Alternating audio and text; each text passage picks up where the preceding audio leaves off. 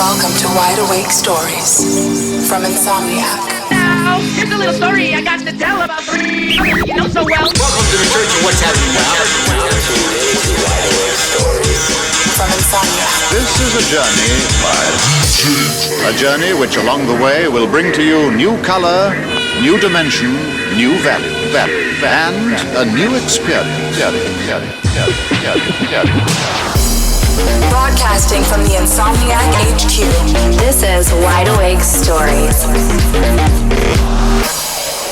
One word to describe the rave scene would be paradise, because everyone here is happy and they just feel fulfilled. Loving. It's a great thing here. I would say epic. Colorful. Energetic. Happiness. Magical. I like that. Ridiculous. Bass. Energetic. Generous. Family. Enlightening.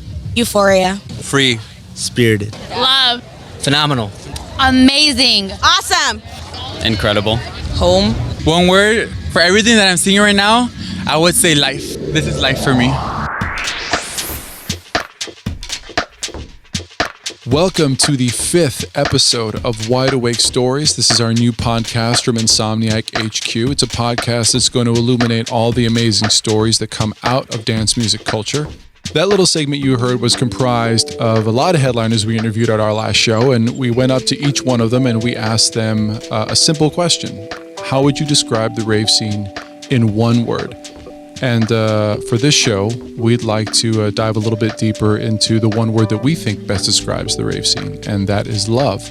For those of you who've been listening to Wide Awake Stories since episode 1, first of all, thank you very much for tuning in. Yeah, cheers to you. In episode 1, we took a look at plur culture and what that means to you headliners. And in today's episode, we're going to focus on one pillar of plur, and that's love. We're about 1 week away from Valentine's Day, so love is definitely in the air. What are you doing for Valentine's Day, John? I don't know. I should have something planned, but my girlfriend's going to hate me for not having anything planned yet.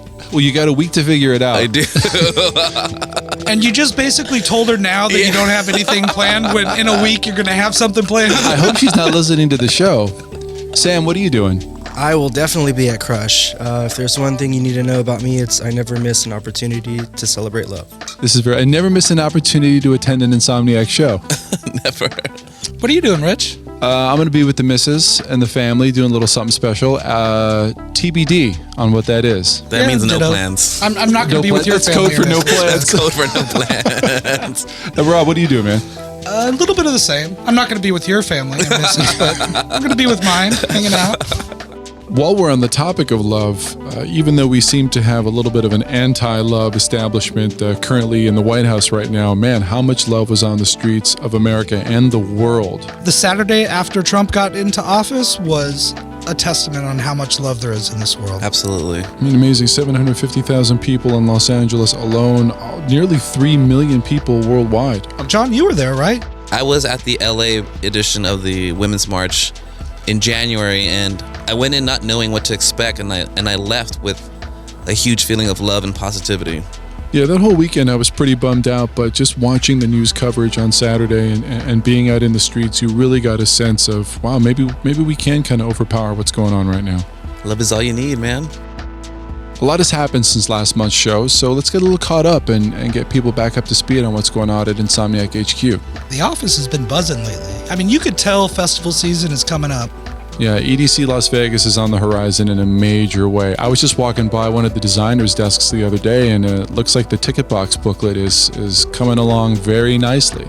It looks amazing. Can't wait for you guys to see those. And if you're like me, you stack them up on a shelf, kind of like volumes of books. So looking forward to you guys getting the next installment.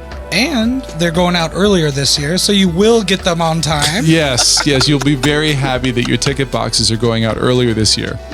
Like 2 months earlier almost, right? I think so. Yeah. And if you follow Pasquale on Instagram, you might have seen him give a preview to the new stage we're debuting at Kinetic Field this year at EDC Las Vegas. Yes. It's Kinetic Gaia. The next evolution in the story of the Kinetic Field and the OWL community.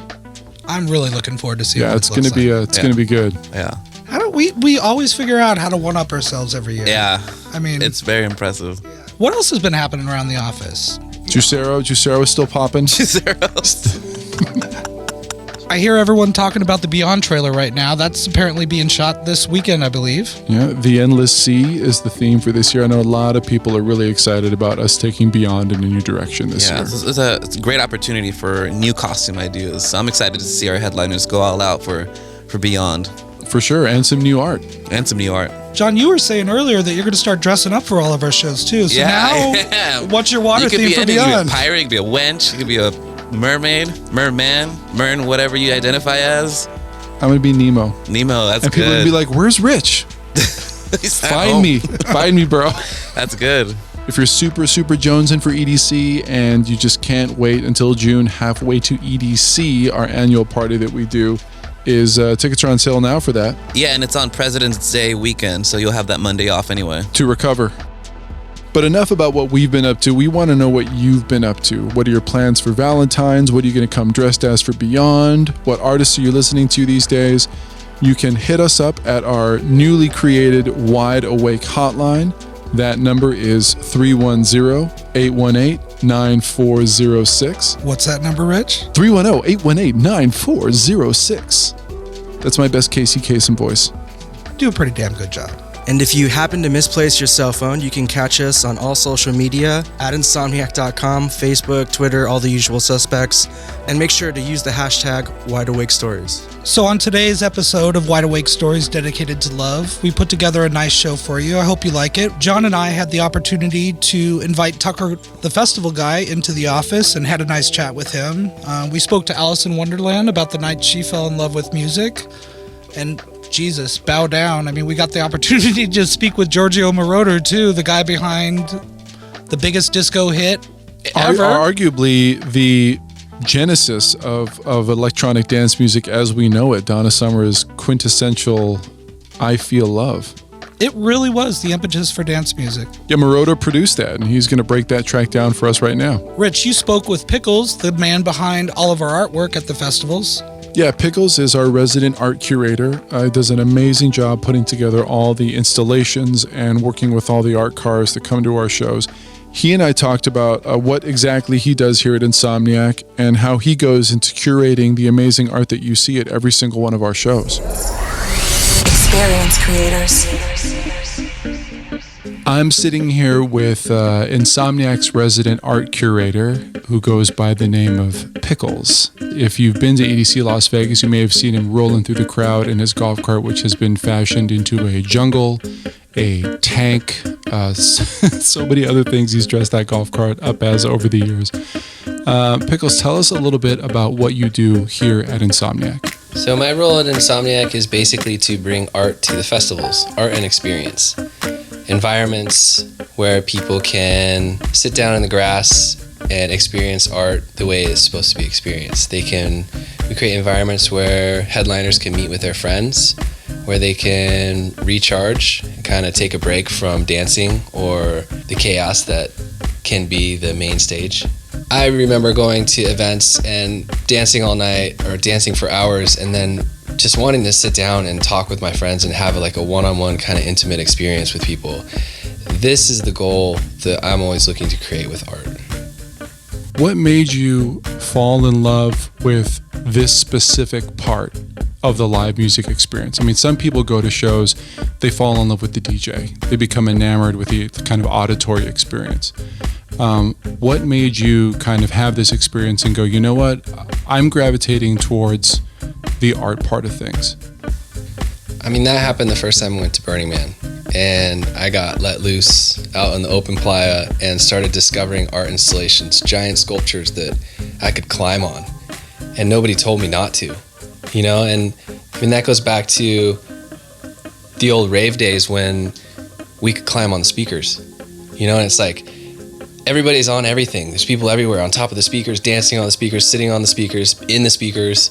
And it was just this element of people being on different levels, but all kind of in the music, and then adding art to that. The last 2 years in EDC Vegas, we had art that you could actually climb on. And it just is so special. I really want to be able to do more of that.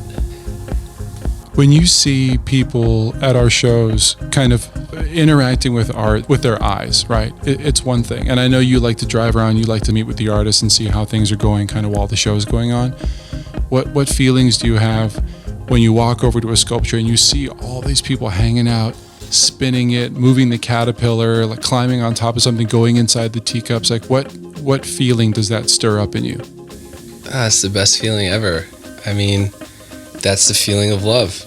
You know, it's a satisfaction to see headliners interacting with the art and the artists in the way that it was meant to be. And it's an exchange. You know, most of the times the artists are there with their installation, and if you're looking around and you're curious enough and you start talking to people, you'll actually meet the artist and you can talk to them directly about why they built this crazy thing and like what type of life they have. And they're such interesting people and they love doing this so much, and that love translates through their art, and when you interact with it, you get a piece of that.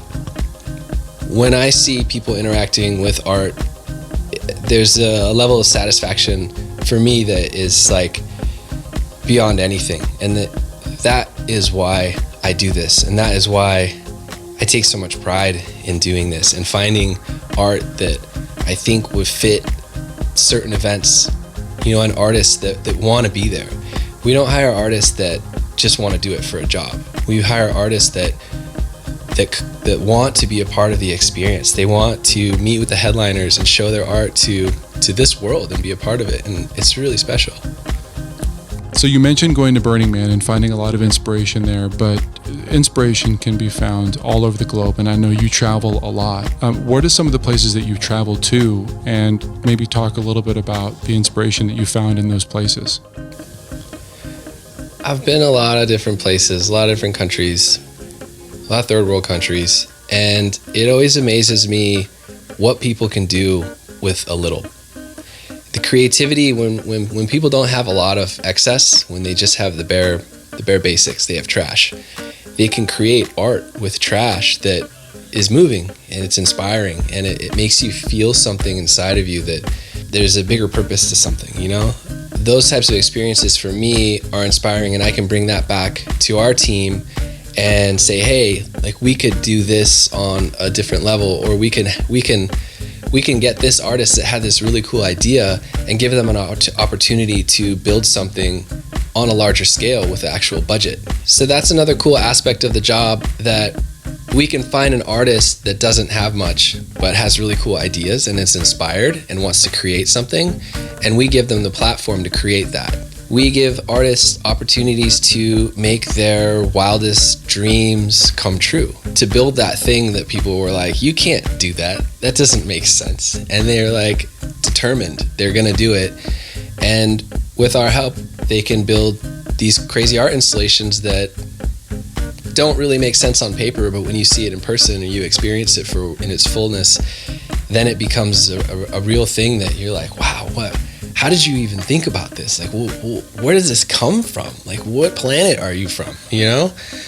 All of our different shows have different themes. I mean, Nocturnal has a nighttime theme, Escape has this very Halloween theme, but EDC really kind of revolves around those kind of old school rave pillars of peace and unity and respect and love.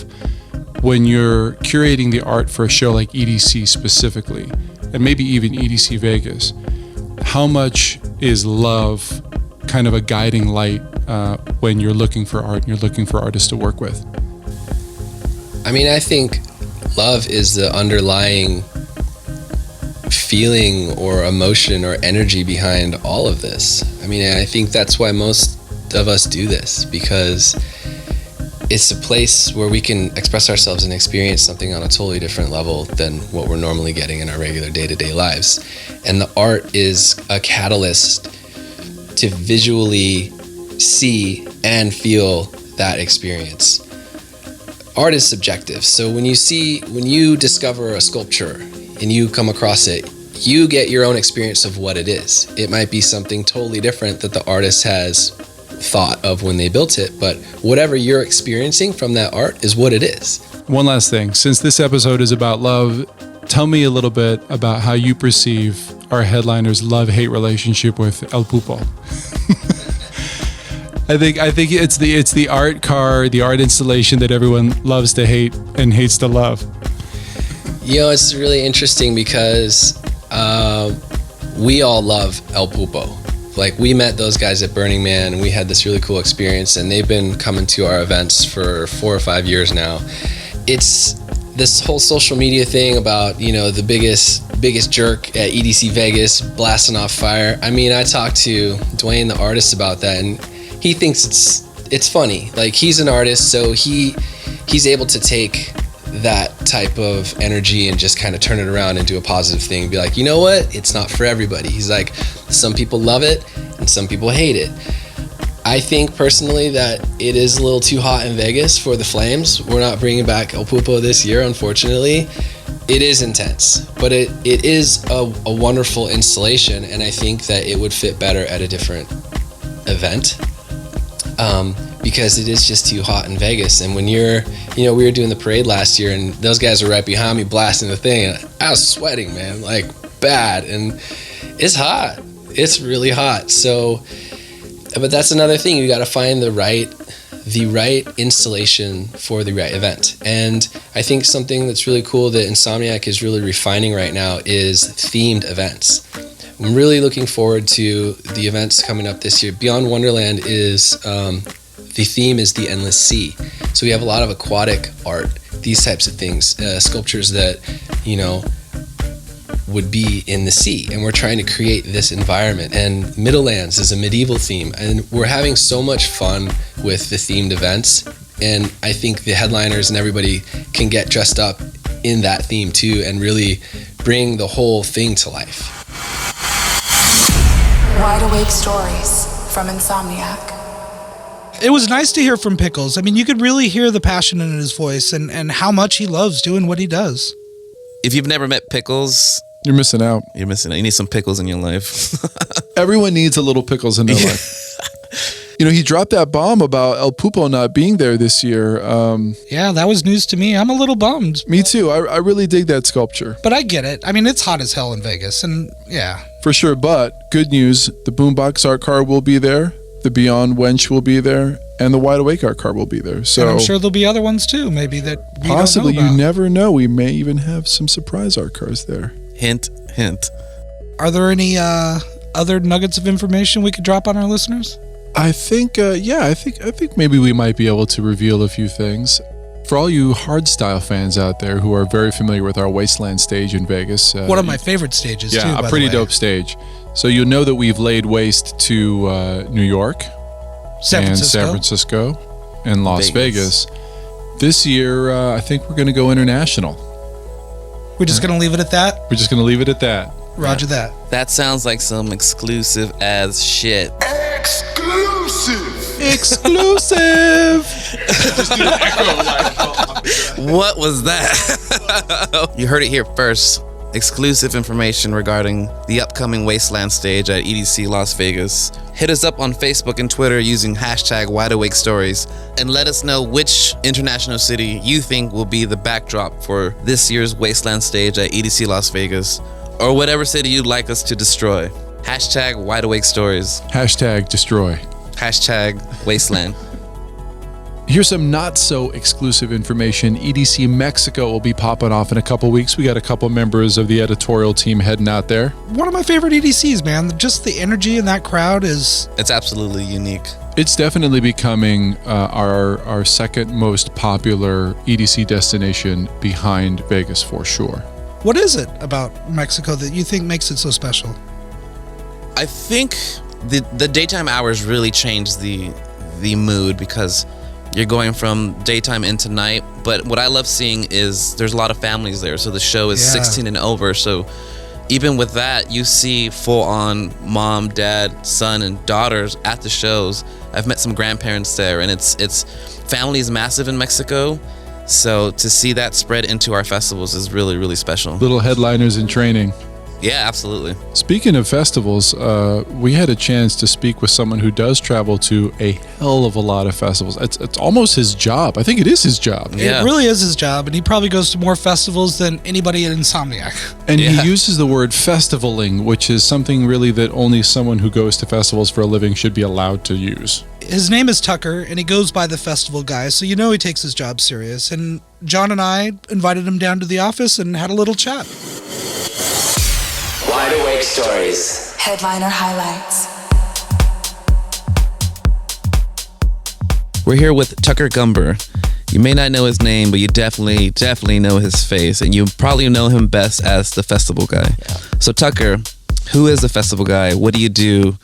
And what is your life all about? When I went to college, I majored in restaurant resort management, and out of college, I wanted something new and different, so I got a sales job, and the sales job paid us to read every business development book, attitude book, and motivational book I could. After doing that for 5 years, I was able to see something in this industry that wasn't just about the lights and the partying and the music. I saw something bigger, and I decided that I wanted to do everything I could to kind of become an expert at festivaling. So I went back and I quit the job and I hit the road going to festivals. I was trying to get the full experience and try to understand not just what we're doing there, but why we're there and what made this experience a little more special than the next experience. I realized that there's a major difference from one festival to the next and that someone needed to review them. I didn't want to just be some guy. So I typed in thefestivalguy.com and it was available. It's now been 6 years. I've made it to 111 music festivals, and I added up the days, and it's 366 festival days. So about 1 out of 6 days of my life is spent at a festival. My big moment was at my first Coachella in 2011. I just couldn't believe that you could have this much fun in a weekend. I couldn't believe that there were this many incredible, fun people all in one place, and that the light and the art was larger than life. And I'd read the book Outliers, and they said if you get 10,000 hours doing something, that you'll become an expert at it. And I was like, this is what I want to get my 10,000 hours in, obviously.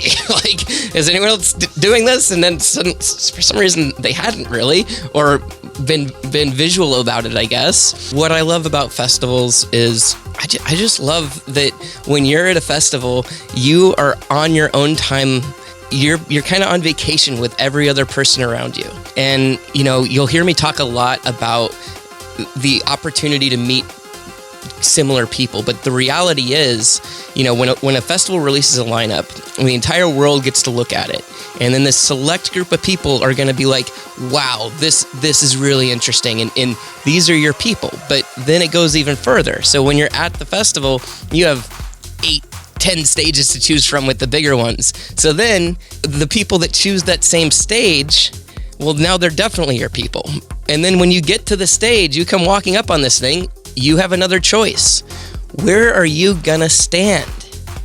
When you decide this is your spot, well, the people directly around you, they have made the exact same decisions over and over again, and these are your people that you're experiencing this with. I've made hundreds and hundreds of incredible friends, but my favorite story, Shambhala 2013. Shambhala's up in British Columbia. I just got in there. I literally knew one person at the entire place who told me about it the year before at Burning Man, and suddenly I'm at this festival. I was wearing a tiger stripe jacket like I normally do. Suddenly this super cute girl with cat ears comes running up, and she looks at me and she's like, oh my God, I love your jacket. And I saw she had leopard pants, and I was like, I love your pants. And she's like, I'm Rocco. And I'm like, I'm Tucker, your new best friend. And we hung out for the next 4 days. So I got to meet all of her friends, and they were all great. And after 4 days, I was like, so I don't have anything to do until Burning Man in 2 weeks. Can I come to Vancouver with you? And she's like, yeah.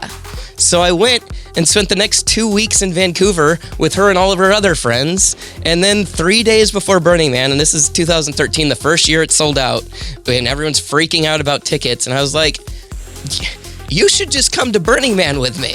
And she was like, okay. And somehow we rounded up a ticket for her and another one of her good friends. And lo and behold, she's just been my best friend ever since. And we've done 15 festivals since then together, 3 trips to Burning Man. When's the last time you spoke with her? Last week. Okay. Yeah, she's in that list of always in the top 10 on text messages, you know? When you make a friend at a festival, there's something to it because there's the immediacy where you're like, yes, you're awesome. I know you're awesome. I believe when you share an experience with someone, you become legitimate friends with them. My proof of this actually came out in this last year. This fall, I went on tour with Grizz. Through festivals, he's become one of my best friends. We've done about 10 festivals. He's probably the person I see most in my life at this point because I'm always so mobile. I went on tour.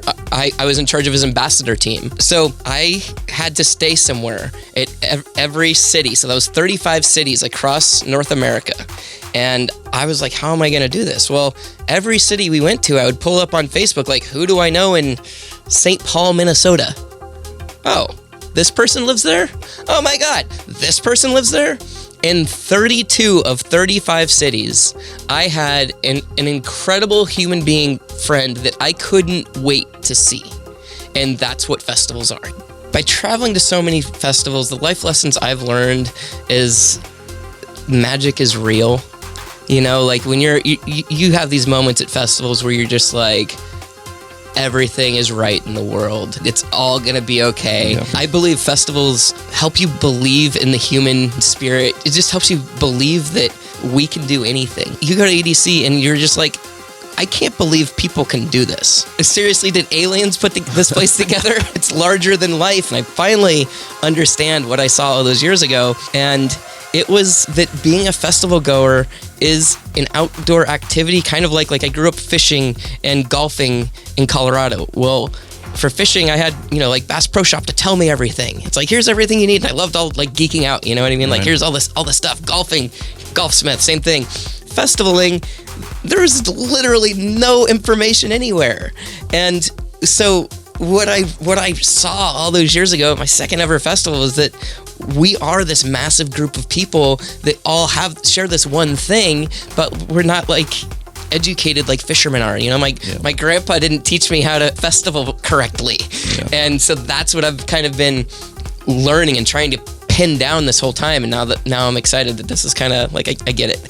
How I keep so excited about these festivals, because I still get butterflies on my way to a festival. It's really funny. Like this summer, my year started with 8 festivals in 8 weeks. Still, just I love it because at every festival I'm going to, there's gonna be a group of friends that I get to connect with, and I know that's gonna happen. I know I'm also gonna make some new friends. That's what I love to do. I love to meet new people, and I know there's gonna be these new little experiences that I couldn't have ever predicted until they happened. Is there an aspect of festivals that you love the most, whether that's before you even step in and you've got this imagination in your head what it's going to be like, or is it the experience on the ground while you're actually there, or is it the memories afterwards? You know what my favorite moment is, and it happens every day at a festival, but if you're lucky, it happens 4 or 5 times. I don't know if you see 11:11 on the clock and you're like, oh, I'm exactly where I need to be. That's how I roll, at least. Well, when I'm at a festival and I'm walking along and I hear,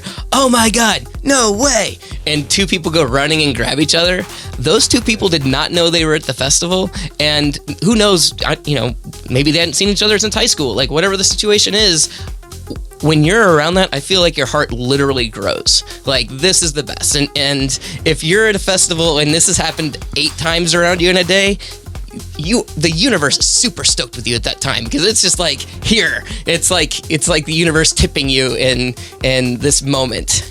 I get that same exact feeling that you just described when I see headliners at our festivals proposing to one another to get married. That's the next level. Jeez. Rave engagement. Yeah, I went to 3 weddings at EDC this year. Yeah, I was just like, I don't get it. I don't see weddings at festivals besides EDC. So that's unbelievable. But that just shows that these aren't just, they're not just weekends. Words out of my mouth. Literally, when you're like, oh, what are you doing this weekend? I was like, oh, I'm going to EDC. Right. You're like, no, what are you?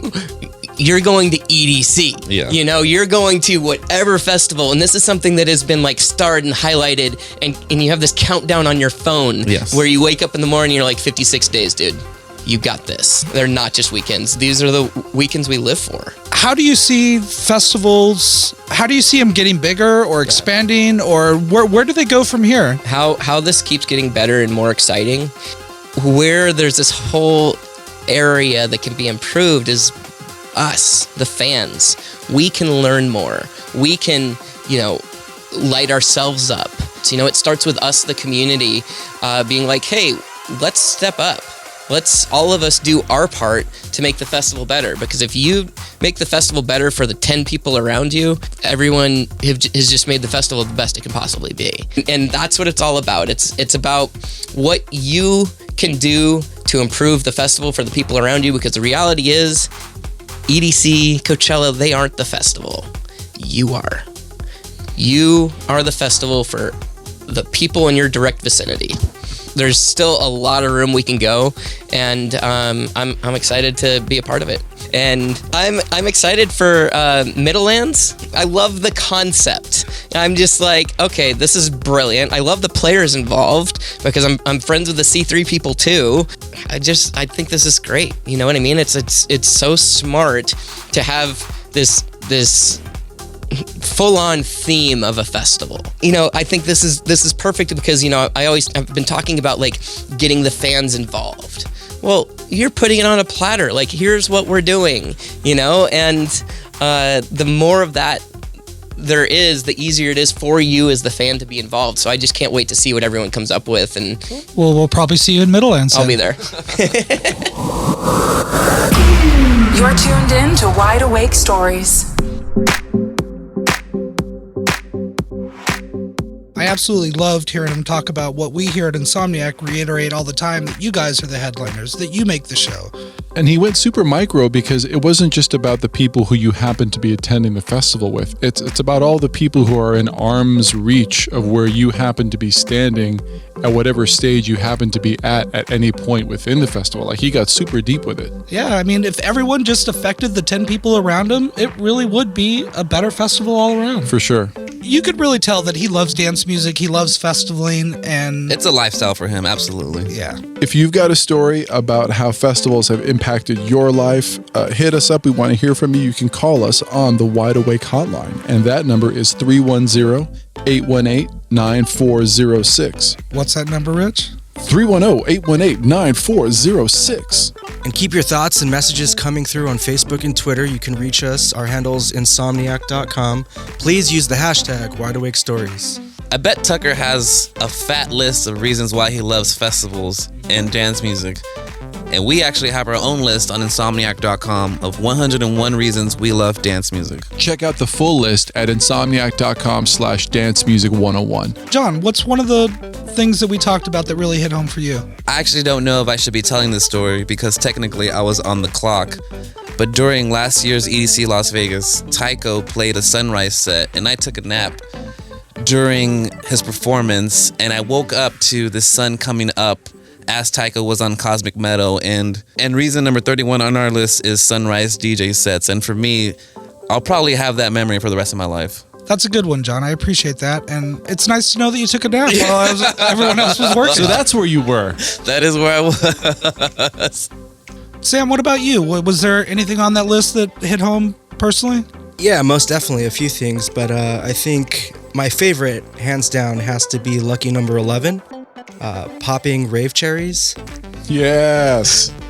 There's just something really special about bringing someone you care about to their first festival or rave and just introducing them to this world that kind of just, for me, changed my life. I've actually had the opportunity to bring my nieces and nephews to their first raves, and it's really exciting to see how they took it in and turned it into something that they love. And if everyone does that and brings people in that they love, we keep passing down the torch, and the scene keeps evolving and the culture keeps growing. So how many rave cherries have you popped?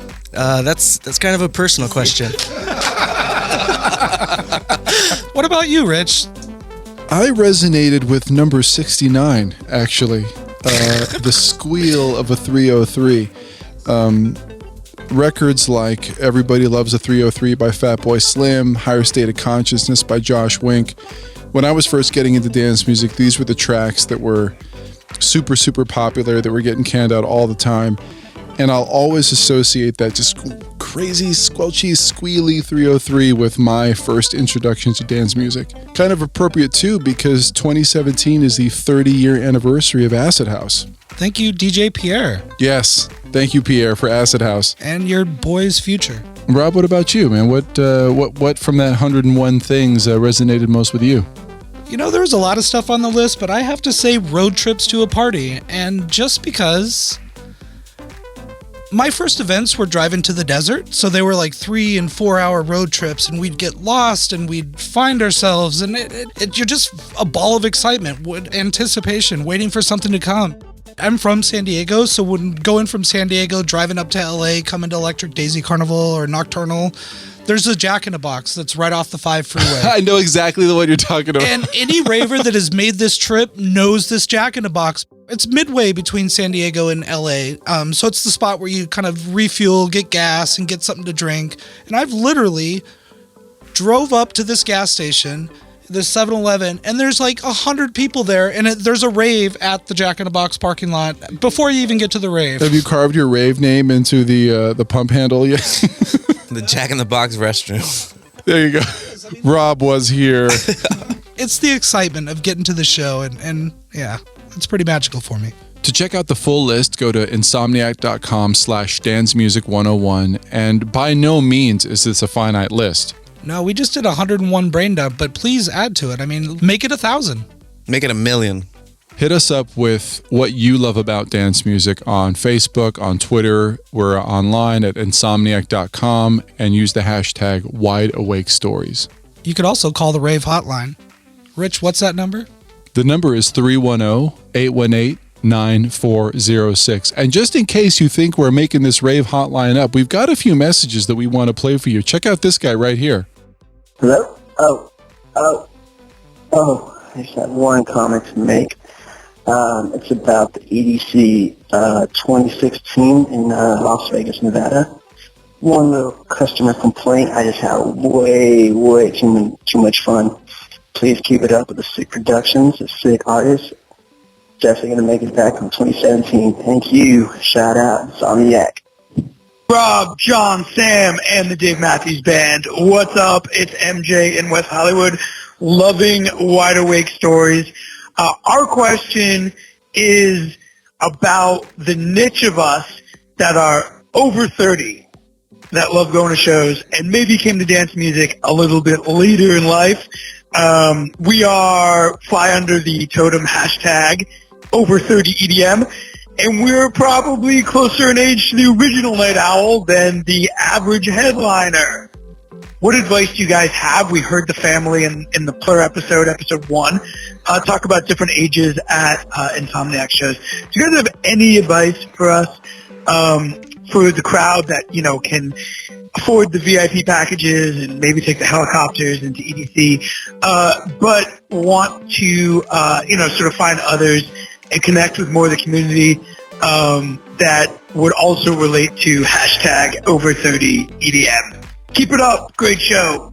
So MJ, hashtag over 30 EDM. Let's see. Advice. Tylenol is good. Good shoes. Maybe some insoles, orthotics maybe could help.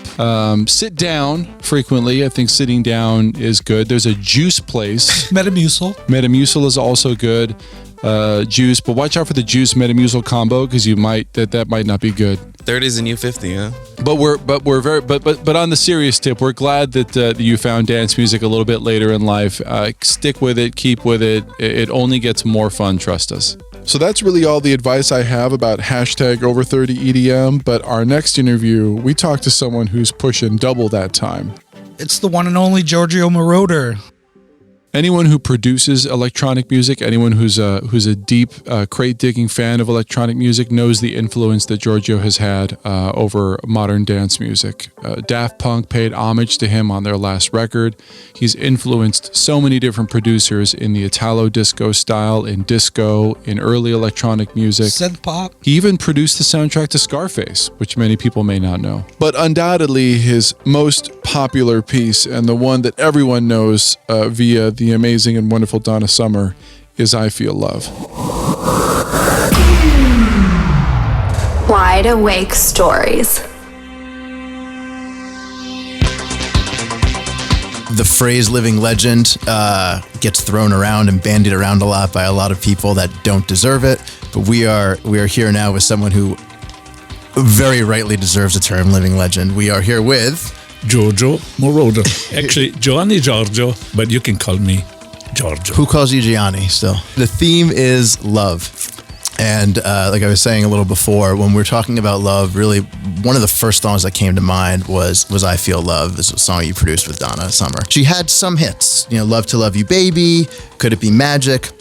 But I Feel Love was really the song that I think propelled her into that next level. I want to talk a little about the album it was on, I Remember Yesterday, and sort of the theme at first and the time, and talk about the kind of the theme that you had in mind. Okay, at that time, Pete Bellotti, my co-producer, we wanted to do an album, a concept album actually, with where we would have some music of the 50s, the sound, the arrangements, then the 60s, the 70s, and then we thought, okay, how would a song sound if it's a future song? How would that song sound in 10 years or 20 years? So I came up with the idea of using just the Moog modular, the big trunk, incredible complex stuff. And I thought I would create every instrument in using the Moog. So I started with the bass line, which was easy, but then we needed a hi-hat, a snare, a kick, all kind of percussion, and that was a little, let's say, more difficult. I want to talk a little and sort of contextualize a little about sort of disco, but kind of disco before I Feel Love and disco after, because it really is a tectonic shift in what was happening. You really had these before, I think you really had these very lush, orchestral, almost disco sounds. Tell me a little about what was happening in your head, what you were listening to, and what was happening in disco before I Feel Love. Well, I liked some of the sounds, especially the strings, the bass, the kick. I thought I invented the 4 on the floor, but then I found out it was not me. But we used it quite well on Love to Love You Baby. I liked the strings. I loved the song Rock the Boat, Rock the Boat, which a lot of people consider the first disco song. Sure. So that was a little bit, I'm not saying inspiration, but that's what I was listening. And but then Love to Love You was totally different. We had the disco strings, but well, no, actually, it was the music of that time with the bass lines. And since I used to play bass, I'm kind of trying to emphasize, get the bass out a little, not louder, but some more interesting things like Take My Breath Away, where I had dun, dun, dun, dun. Wait, I want to detour a little into Love, Love You Baby. We had talked a little off mic. There was a story, perhaps fake, about Love to Love You Baby and a coke-fueled orgy. That I think anytime you use the phrase coke-fueled orgy, people want to know the story about that. Tell me a little bit. Well, to be honest, I cannot tell you too much. I know that Neil Bogart, the president, owner of Casablanca, called me. He woke me up at 3:00 at night, and said, "Look, I played the song yesterday to a party. I forgot, or I didn't get it, but he just said that people wanted to hear the song again and again, and I had to put up the 45 RPM, the single again and again. Some other people said that he had an orgy, but I so it was lost in music history. Yeah, I cannot confirm it because he didn't tell me. Is it? No, I read an interview with Pete that said he had said that "I Feel Love" was recorded pretty quickly, that it was only 2 or 3 hours. Is that fair from what you remember? First, we determined the tempo. So we put a click on one of the tracks of the 24 track machine, which then triggered the Moog. So I started with one bass line, dong, dong, dong, dong, basically 1, 2, 3, 4 notes. And when triggered would be dong, dong, dong, dong, dong, dong, dong, dong, dong. And I put those 4 notes on one key, on let's say C, and then dun dun dun dun dun. I would just move the keys, right. And then Donna Summer sang it. She wrote the lyrics in, I don't know, fast, because she told me that. I just said, I feel love, I feel love, I feel love, ooh, I feel love. So it was kind of a relatively easy thing for her to compose. But what I found out, since usually I compose by singing and playing piano or synthesizer, in that case I did not sing, so I didn't have any melody while I was writing the tracks. And so I said, okay, I need 8 bars here, then I need 4 bars here, maybe another 16 here. So because I didn't know the melody, so once that was done, I started to compose the music, the top line, and Donna sung it nice. But when she then went on tour, sometimes she had a problem, because this is one of the few songs where you really have to count. Oh, I feel love, 1, 2, 3, 4, 1. Because it looks so easy, but it's not. So lately, I just spoke to Bruce Sudano, her husband, and he said, how was she able to do the song? Because she's very talented, but still a difficult song. And she said, well, the drummer or him, they would count her in through the headphones and say, I feel love, 1, 2, 3, 4. So she could sing it, because it is really difficult. That being said, what did when you heard the lyrics for the first time, and the theme again is love, when you heard the lyrics, I feel love, do you remember sort of what your first reaction was? I loved it. Yeah. I loved it because I love simple things. I'm not saying the more the chorus comes in, the better, but I feel love, it was really good. There was a mistake, if I remember correctly, with the engineer, how he added a delay that sort of adds to the beat. Can you talk a little about sort of how a mistake sort of helped with the engineer of the beat? Well, I wouldn't say it was a mistake, but the original melody, the original bass line was dun dun dun dun dun dun dun, and I said, give me a reverb, or give me a delay, or give me something. And he was fooling around, and suddenly it sounded doodle doodle doodle doodle doodle doodle, and it sounded great. But it sounded, at that time we could not compute exactly the delay time. Now it's easy, you just say 200 milliseconds, and so it took quite some time, like half an hour. Because one of the guys said, no, it's too fast, the delay is too short, it's too fast. And finally, we agreed. And then I made a mistake, which that's the mistake. It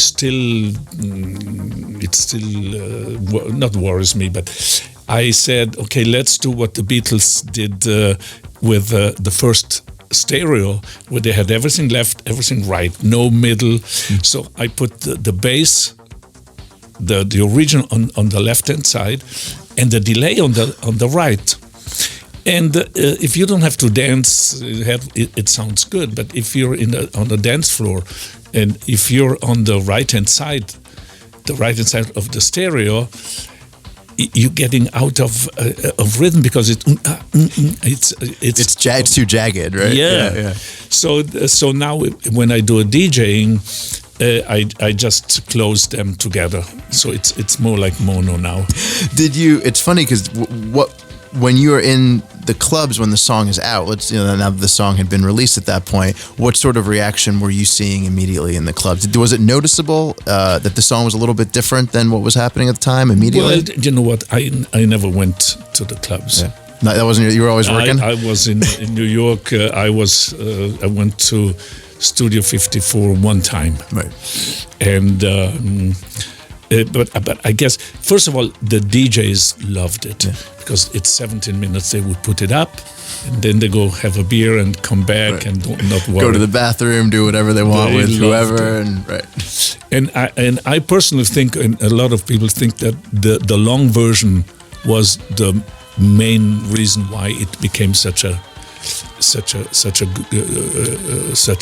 big song. Because you had said in the past that you didn't think, right at the time when you were recording it, you didn't think that it was going to be as big or as influential as it was, right? No, I thought it was something new. Yeah. But then, funny enough, Neil Bogart, who had a very good sense of hits, he was not that enthusiastic. Really? Yeah. It was a B-side originally. Yeah, right? yeah. To Can't We Just Sit Down, the ballad. Yeah. Right. So he said, okay, but let's mix it, not remix, but mix it again. And I must say, it was better. But it started to do quite well in London, actually, in England. So that bounced back to the States. And when you think of it now, when I reading up on this and I read different reviews of this, you have people say, one of the quotes was, "Establish the sonic blueprint for virtually all of the dance music to follow in its wake," which is a huge statement, but I think completely true. Tell me a little about when you thought, or when you started to see its influence in other genres. Well, the main, let's say, confirmation of stamp of approval was 2 or 3 years later when I worked with David Bowie on the movie Cat People. He told me the story that they were in Berlin recording the new album with Brian Eno, and the aim there was to find a new sound, something new, and suppose that what he told me, Brian Eno came into the studio with a record and said, David, forget the new sound, Giorgio found it already. So that, coming from Brian and from David, that was really, I said, oh God, maybe it is a hit, maybe it's an interesting song. One of the quotes from Brian also was, this single is going to change the sound of club music for the next 15 years, which I think was prescient on his part, but also completely accurate. And it's now 30 years. Right. Or even more than 30. And you still hear the song and you hear, not a lot, but some EDM dance songs are kind of inspired, especially by that driving thing. Right. Do you it's funny when Daft Punk's album came out a couple of years ago, and obviously the song, with you on it, Giorgio Moroder. It's interesting that when you talked about that song, you chose to talk about I Feel Love, and that was really, like, of all the songs that you could have picked, that was really the one you wanted to focus on in that. Tell me a little about why you decided to kind of focus on that part. Well, at the beginning, I would do just in German, in Europe, normal songs. Nothing great, nothing bad. Then I did Love to Love You Baby, which was different. But then with I Feel Love, it's totally different. It's in fact, I just listened to the song really loud a few days ago, and I thought, wow, this still sounds good. The theme is love. What is love to you? Love is if I'm hungry and my wife gets me some real spaghetti. That is love. It's a classic Italian answer, right? Well, that's true. Broadcasting from the Insomniac HQ. Wide Awake Stories.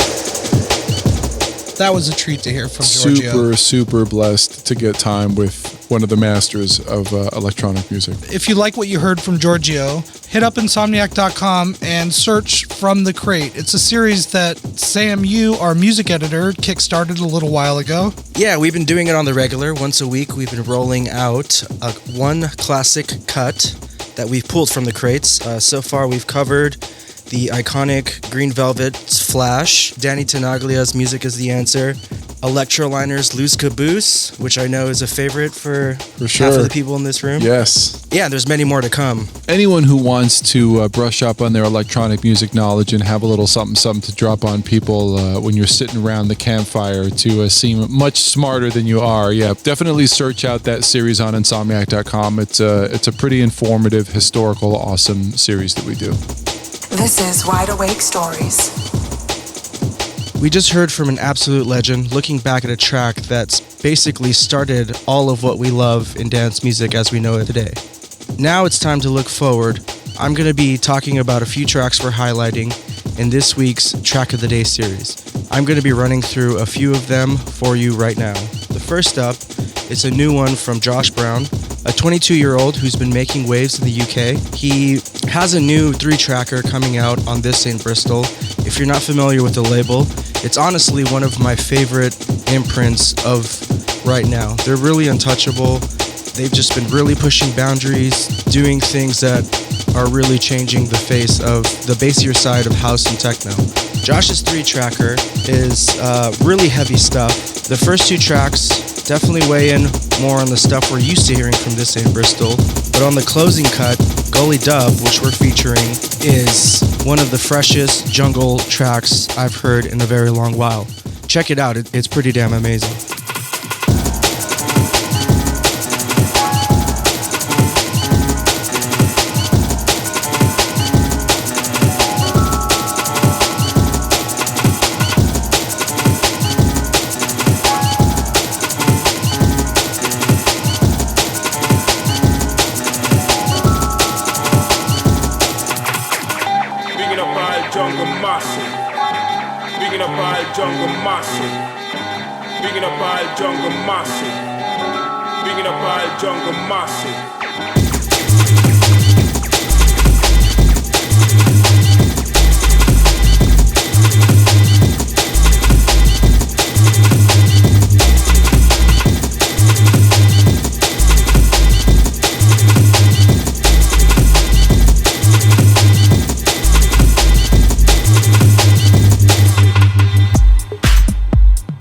Up next is a new one from Swiss producer Andrea Oliva. He's been smashing it on the scene with releases on huge labels like Saved Records, Viva Music, Moon Harbor, Objectivity, the list goes on. The first time I actually had the chance to see him was earlier this year at BPM for Jamie Jones's Paradise Party at Jungle. Oddly enough, the track that we're premiering this week is called Jungle Party. The drums are mind-blowing. They're just really robust, organic. They evolve throughout the track. They do most of the heavy lifting, but I really love the throbbing low end and how the flute lead and native chants kind of come into play later on in the track as it really blossoms into something that is gonna do a lot of damage on the dance floor. Check it out.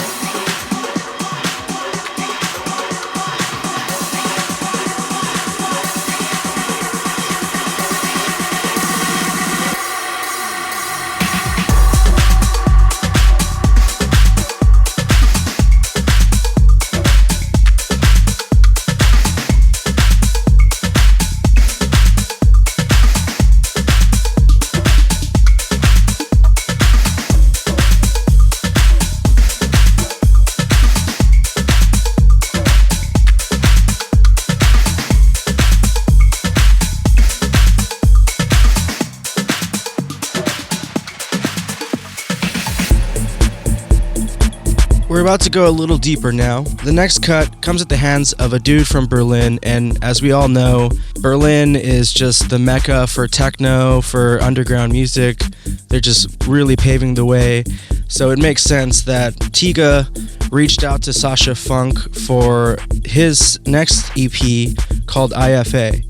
Sasha offered us the premiere for his cut Barcas, which is really deep, super introspective. It's crazy. He really nailed it on this one. It is a timeless record, and I hope you like it.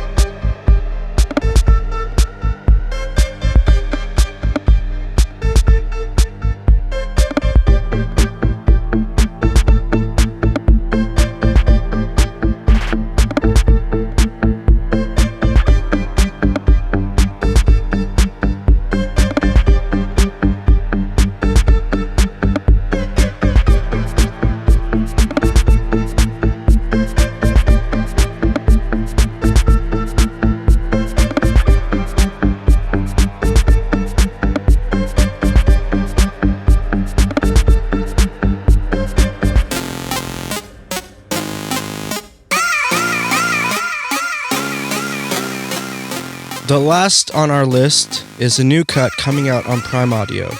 They put out work from heavy hitters like Funcase, Getter, Midnight Tyrannosaurus Rex, Twofold, basically everyone who's doing business in the bass scene. They're killing it. They got a new track called Shiver, which is a collaboration from Subcitron and Rodo. It's one of the gnarliest dubstep tunes I've heard in a very long time. I really love the way that it starts out with this nice and easy 8-bit melody, drawing you in before it feels like the weight of the world comes crashing down on you with immense bass. It's total madness.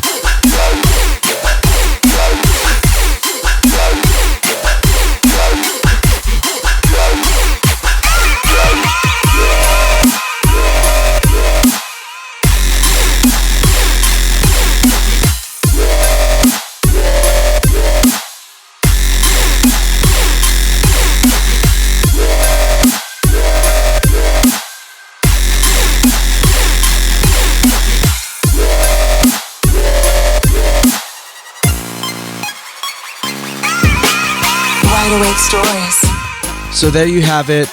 We hope you enjoyed the tunes this month. We do it on the regular, so check out our Track of the Day series on Insomniac.com. And if you have a dope tune, feel free to hit us up on SoundCloud, shoot us an email.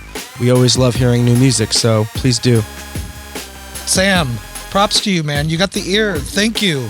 I am turned on to a track every single day.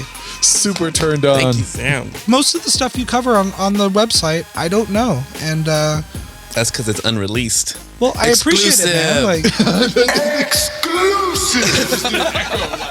If you want more heaters, check out the Insomniac Events SoundCloud and Spotify accounts. Track of the Day is a daily series we throw up on Insomniac.com, and it's full of massive, massive tracks. We also feature playlists from all our festivals on SoundCloud. We have a weekly DJ mix series called Metronome that we've been doing for over a year now. Exclusive mixes from DJs coming out every week. Yeah, and coming up this week, we are doing a feature on pre-festival diet superfoods. Basically, what you need to put in your belly to make the most out of your festival weekend. Got to get that EDC body right. If you caught our first episode of Wide Awake Stories, you heard Tommy Sunshine bring his story to life about the night he fell in love with dance music in a basement of an elementary school in Chicago. But online on Insomniac.com, we've got stories from a whole bunch of different people. We've got Armand Van Helden, Crookers, Nicole Mudaber. For this episode, we invited Alison Wonderland to share her story with us about the night she fell in love with dance music. This is Wide Awake Stories. I didn't know you could become anything by producing, but I sat in my tiny bedroom and created because it made me feel okay. And I guess I want to talk to you guys about the night I fell in love with dance music. I went out to a club called Candy's Apartment, which is an underground club in Sydney, and someone played a song called Silent Shout by a Swedish group called The Knife. Before that, I was playing in bands around Sydney, and I was writing music, but not really producing electronic music. I was just writing music. I remember just completely zoning out from everything that was going on around me at the club and going, hold up, walked over to the DJ and asked, what is this track? Please tell me what this track is, because this is amazing. It actually made me feel something. It was the first time I realized that electronic music could create such an emotional effect on someone. After the DJ told me what I was listening to, I went home and got the album and listened to it on repeat. And it was the first time that I ever felt an emotional connection, like a real emotional connection. It made me feel something. I didn't really know what it was, but it really spoke to my heart. I felt super connected to it. You know, it was the first time I'd heard dance music, which, you know, lifted me up onto another level. The week after, I decided to save for a laptop. I bought a laptop and got a cracked version of Ableton and started making electronic music. All I wanted to do after I heard that song was to create something that kind of sounded like that. I don't think I achieved it, but, you know, I really wanted to make music that made people feel something. And just hearing it electronically blew my mind. I hadn't heard anything like that before, and I still go back to that album. That was the night I decided to start producing. I don't think I realized it at the time, but it changed my life. Any music listener will know what I mean when I say that the music hit my heart. I really felt it, you know, I felt. It wasn't just me wanting to dance, it was me moving and feeling something in my heart and stomach. I didn't know what it was, but it made me think. It took me to this other place. I can't explain what it was like, but all I could think was, what is this and how do I make this? Honestly, the only reason I started producing and DJing was because it was the only thing that made me feel happy. It was the only thing that made me feel anything at the time. I didn't know you could become anything by producing, but I sat in my bedroom and created because it made me feel okay. There was no other intention apart from that, and I still think that, you know, that should always be the initial intention of anyone creating anything, because I feel that's when it will speak to people. It's kind of amazing because if I went back and told myself that this is where I would be right now, I would laugh. I didn't even think that it was possible to make a life out of this, out of doing something you genuinely are in love with.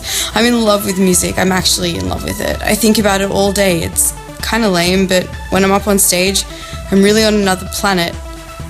It's the same with DJing. You should always play something that makes you feel, because if you're not feeling it, who else is going to feel it? That's my philosophy.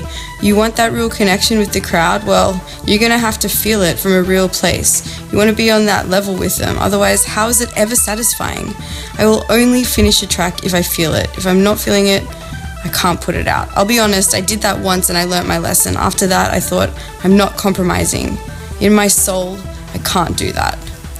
I want to put out things that mean something. Every lyric and every song I have is my diary. I'm open and I'm vulnerable and I'm honest with my art. I think if people are going through what I was going through, they'll understand it. There's a connection there that's real. It's like cheap therapy when I write, you know? I feel better writing music than going to my therapist. I was kind of playing in punk bands in Sydney for a while before I started all of this. I started off in the underground live music scene. I was really obsessed with hip-hop. I loved Beastie Boys and Outkast. And the only electronic music I was really into before that was The Prodigy and Fatboy Slim. And And then all of a sudden there was a knife, justice and mastercraft. That's when it really flourished for me, the blog house days. I had started listening to music that was electronic, and there was a lifestyle and a culture with that drew you in. I'm glad I was drawn in because I wouldn't have discovered the knife. I wouldn't have started producing. I wouldn't be where I am right now. Weirdly enough, that night when I discovered how much I loved electronic music, I was with the person who's now my manager. We've been best friends forever. We were out watching a DJ in Sydney named Ajax, who, rest in peace, passed away a few years ago. He was really influential to the dance music scene in Australia, and especially in Sydney. Whenever you went and asked him what song he was playing, he would tell you, and you would go home and look it up later. That's what happened with me. I remember wearing an AC/DC t-shirt and a black Adidas jacket. So basically, I was wearing exactly what I wear now. Wow. This is Wide Awake Stories. I think everyone has an amazing story about the night they fell in love with dance music. If you've got a story that you want to share with us, definitely hit us up at the Wide Awake hotline. That number is 310-818-9406. Lay it on me again. 310-818-9406. You can also find us online. Search for us on Facebook and Twitter at insomniac.com, and just make sure you use the hashtag WideAwakeStories. And email us at editorial@insomniac.com. We'll get back to you. I promise. Thanks again for tuning in to episode 5 of Wide Awake Stories. If you missed episodes 1 through 4, you can find us on iTunes, SoundCloud, Mixcloud, and YouTube. Just search for Wide Awake Stories, and we will see you next month for episode 6. And insomniac.com. Tune in next month for a new episode of Wide Awake Stories.